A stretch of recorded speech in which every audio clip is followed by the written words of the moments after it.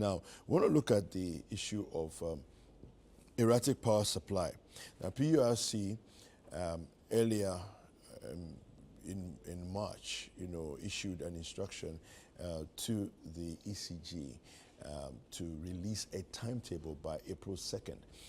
That timetable did not show up, and now the PURC has fined the ECG board members for 5.8 million Ghana cedis, and it says all the board members who functioned between January 1st and March 18th when they issued that instruction are all culpable to pay the fine. Well, the story here is on citinewsroom.com. Let me just read portions of that for you, and then we'll delve right into the conversation. Now, PURC fines ECG board members 5.8 million Ghana cedis over doomsday, in quotes. Now, the PURC has imposed a heavy fine of 5,868,000 Ghana cedis on members of the Electricity Company of Ghana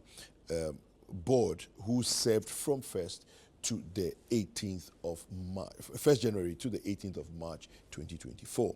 Now, this action was due to their violation of Regulation 39 of LI 2413, which requires prior notice to consumers before any power interruption.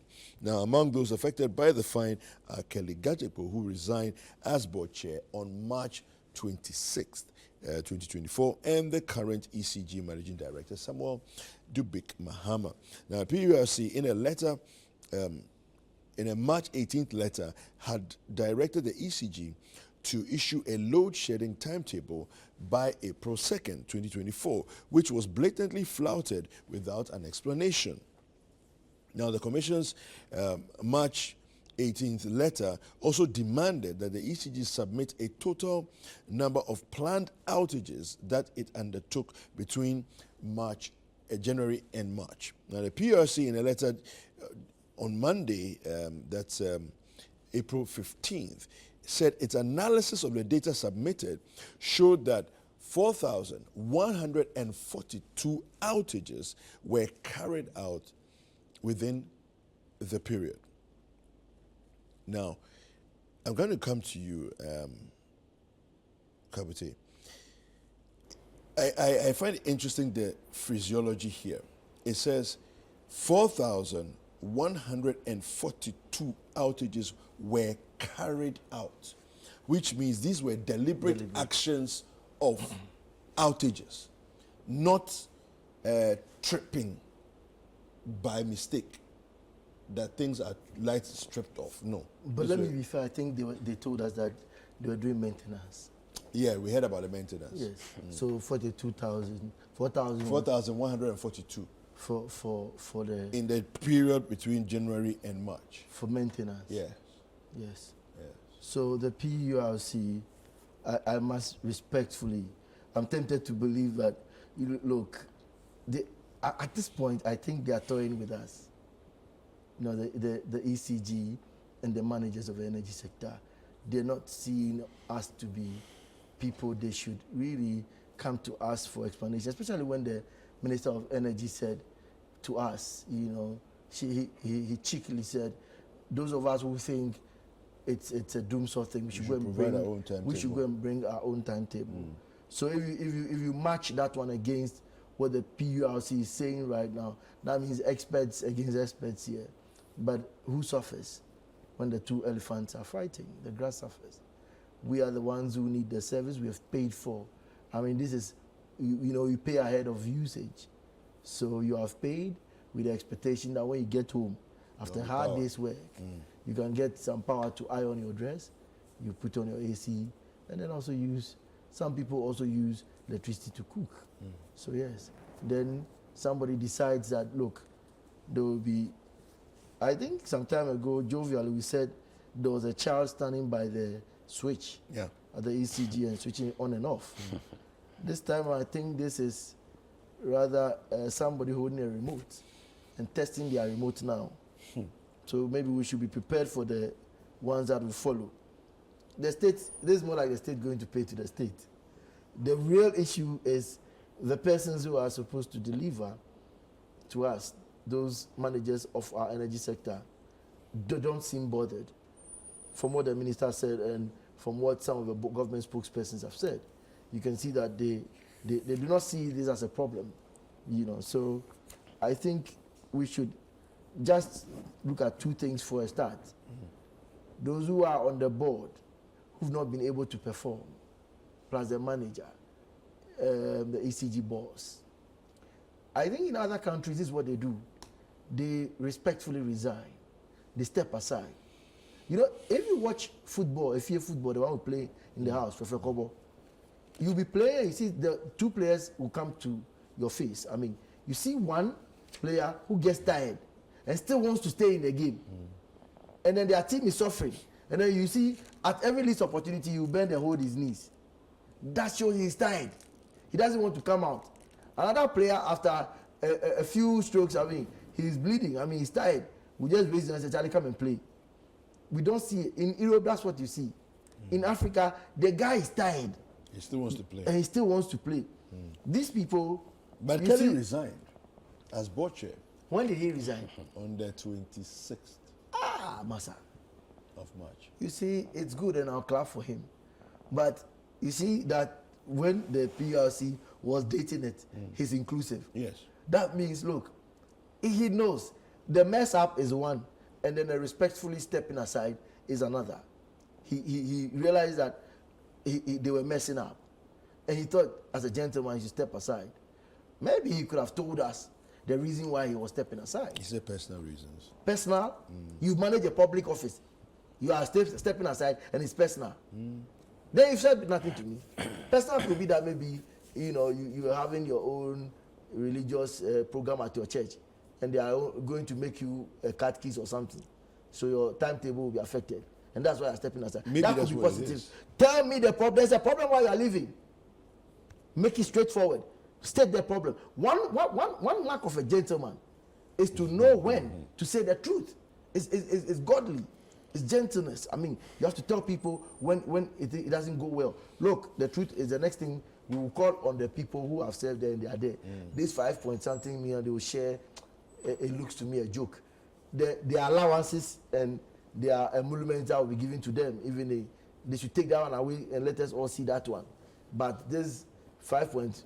You don't think it will send a strong message? Is it ECG company paying or the individuals? The individuals are paying. The board members. The 5.2 million guys. Yeah. 5.8. 5.8. The board members are the ones who are being fined. Look, respectfully to the two of you, me, I'm not a member of the Jokers Club. I am not a member of the Jokers Club. I don't like joking. This is a serious matter. Don't joke with me. To pay what? 5.8 million. Yeah. Let's talk. What is it? Those who have stolen our money in this country, those who have taken our state money, have we recouped those ones already? We've not even recouped those ones. And we are finding board members what? Remove them from there. Don't leave. As we speak, they are there. Oh, yeah. And they are still working. Yeah. So if that the danger is when they are still there causing the mess. And then you are here. I think one of them has resigned. The That's board a chair, chair. Kelly has resigned. So Even if they were 10 and one resigned, how significant? 9 are still there. the overall boss has resigned. So For another one to take over. Still working with the same 9 people. Yes. right. You go to Zion and then, look, my brother, listen, on a more serious note, and with all humility, I beg the president, this energy something has a direct connection with the Ghana Beyond Aid, accelerating our industrialization drive. If we don't have energy, you don't have power, you actually cannot drive. A lot of people will be affected, and we need to look. Health is another thing. So let's be serious with this matter. All right. Okay. Paul, your thoughts? Guru, I am not just sad, I am livid. And I am livid because I had to endure the brunt of Dumso yesterday night. And my little girl could not sleep because of the heat. This morning, unfortunately, I couldn't iron, and I just had to get something to wear and then come here. See, it is one thing admitting that there's a challenge, and then another thing appealing to Ghanaians to bear with you, you know, for the challenges you are enduring. When the challenges erupted, you came out with a statement telling Ghanaians that, oh, it is local faults, you know, at some identified areas. So you are doing all you can to resolve it. Guess how long this has been? We have been dilly-dallying with this over the last, 6 months? Yeah. Matter of fact, for almost a year now. And this has been a challenge we've been going through. You were given a specific directive by the PURC, the body that is mandated by law to give instructions, Yes. if any, Regulation of the space. to any of the players within that space. And the ECG sat back and blatantly disobeyed the directive by the PURC to publish a load shedding timetable so that I, as a user, can be well informed, and then if I am to do whatever I'm supposed to do, I can plan within the time. Unfortunately, we have a minister responsible for energy coming to tell us in our faces that we are evil people requesting for a timetable. Evil. Yeah. Requesting that ECG publishes a timetable that will be favorable enough so I know what to do between tomorrow and the next day if I wouldn't have light. And that is evil on our part. And that is a minister being paid by me, my taxes. And interestingly, at the time that he made that statement in Kumasi, the PURC had already issued. That statement was well gone. So I wonder if he was putting the PURC as part of the evil people as well. Yeah, because he said that those calling for technically, the yes. timetable Yes, that is are right. wicked and evil. That is right. Yeah. That is right. And they're wishing this country ill. So I want to ask the minister, what is so evil about asking for a timetable that will help me plan as a health institution, one, as an ordinary user in my home, and even as a business owner? Look at the lamentations from businesses, especially co-store operators, the barbers, the saloon hairdressers, and what have you. Look at the lamentation. Look at what they are going through. Yes, we endured these issues some years back.